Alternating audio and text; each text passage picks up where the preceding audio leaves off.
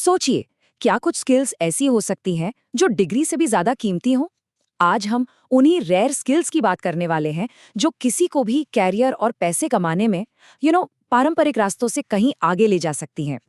अच्छा, ये बात शायद थोड़ी चौंकाने वाली लगे, पर करियर में सफलता के लिए टेक्निकल स्किल्स का रोल सिर्फ 15% होता है और बाकी का 85% वो होता है कम्युनिकेशन स्किल्स का।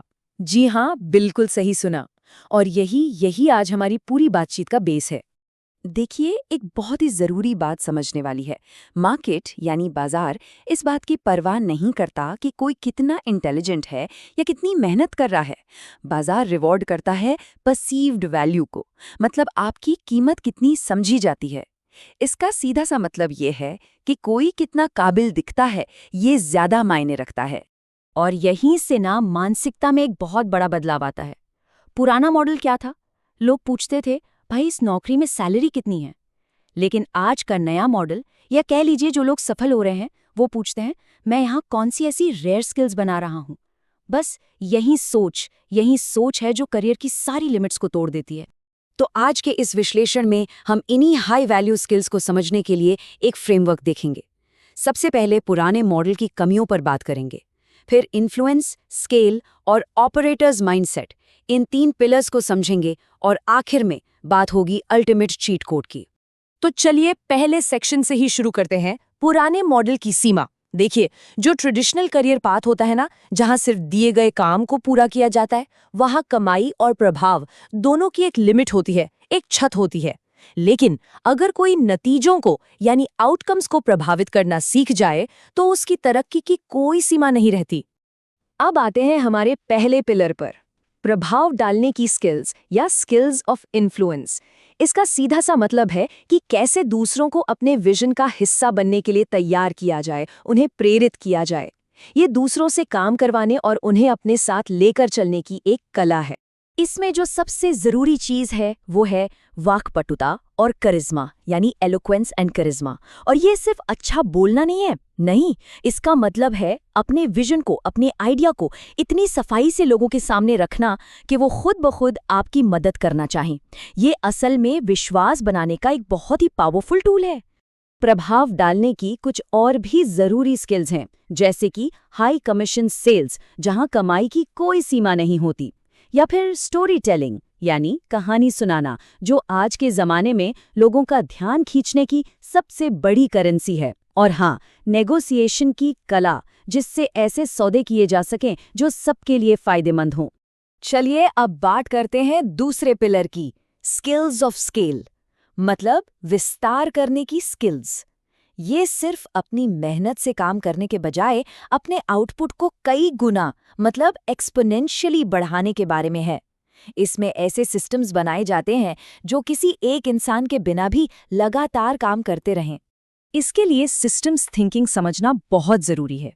देखिए, इसमें होता क्या है, पहले किसी भी बिखरी हुई प्रक्रिया को पहचाना जाता है, फिर उसे स्टैंडर्डाइज करके एक प्लेबुक, एक तरीका बनाया जाता है, और फिर उसे बड़े पैमाने पर लागू कर दिया जाता है।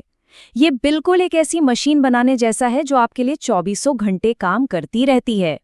और ये कहावत इस बात को बिल्कुल सटीक तरीके से बताती है, आपके पास बिजनेस की प्रॉब्लम नहीं है, आपके पास डिस्ट्रीब्यूशन की प्रॉब्लम है। सोच कर देखिए, अगर लोगों को पता ही नहीं कि कोई क्या करता है, तो वो पैसे कैसे देंगे? लोगों का ध्यान अपनी तरफ खींचना, यही आज के समय की सबसे बड़ी कला है। स्केल बनाने के लिए कुछ और जरूरी स्किल्स हैं। कैपिटल एलोकेशन, यानी पैसे को सही जगह लगाना ताकि पैसा सोते हुए भी आपके लिए काम करे। दूसरा है पीपल लेवरेज, यानी लोगों को लीड करना जिससे आउटपुट कई गुना बढ़ जाए। और आखिर में फाइनेंशियल लिटरेसी, ताकि पैसों के मामले में महंगी गलतियां करने से बचा जा सके। अब हम पहुंचते हैं अपने तीसरे और आखिरी पिलर पर, द ऑपरेटर माइंडसेट। ये सिर्फ काम करने के बारे में नहीं है, बल्कि सही मानसिकता होने के बारे में है। असल में यही मानसिकता आपकी लंबी सफलता की नींव रखती है। इसमें कई जरूरी माइंडसेट्स शामिल हैं। पहला है ग्रिट, यानी दृढ़ता, जब कोई प्रोग्रेस न दिख रही हो तब भी लगे रहना। फिर है डिजाइन, जो दूसरों के लिए चीजों को आसान बनाता है। ट्रस्ट, यानी विश्वास बनाना, ताकि मुश्किल समय में भी लोग आप पर भरोसा करें। और आखिर में ऑप्शनैलिटी मतलब अपने लिए विकल्प खुले रखना, ताकि किसी भी मुश्किल में फंसने के बजाय उससे बाहर निकला जा सके। और इन सबसे ऊपर है धैर्य और लंबी अवधि की सोच। देखिए, पहले साल में तो शायद प्रोग्रेस दिखे भी नहीं, पर 5वें साल तक बदलाव नजर आने लगता है। और 10 साल के बाद जो कंपाउंडिंग का असर होता है वो आपको बाकियों से बहुत बहुत आगे ले जाता है। तो फिर अल्टीमेट चीट कोड क्या है? देखिए, ये किसी सही मौके का इंतजार करना नहीं है। नहीं, ये खुद के लिए एक ऐसी मजबूत पोजीशन बनाना है जहां मौके खुद चलकर आपके पास आएं। अक्सर ये सोचा जाता है कि सफलता तो बस किस्मत की बात है, लेकिन सवाल ये है, क्या किस्मत वाकई कोई ऐसी चीज है जिसका सिर्फ इंतजार किया जा सकता है? जवाब है बिल्कुल नहीं। किस्मत बनाई जाती है, इसे मैन्युफैक्चर किया जाता है। ये इंतजार करने वालों के पास नहीं आती, ये उनके पास आती है जो सही समय पर सही जगह मौजूद रहने के लिए लगातार मेहनत करते हैं। तो ये बात याद रखने वाली है कि अमीर बनना कोई रहस्य नहीं है। ये सही टाइमिंग, सही स्किल्स और सही माहौल का एक कॉम्बिनेशन है। इसलिए किसी सिग्नल का इंतजार करने के बजाय अपनी पोजीशन बनाना शुरू करें। तो अब सवाल ये उठता है कि इन सब में से वो कौन सी एक रेयर स्किल होगी जो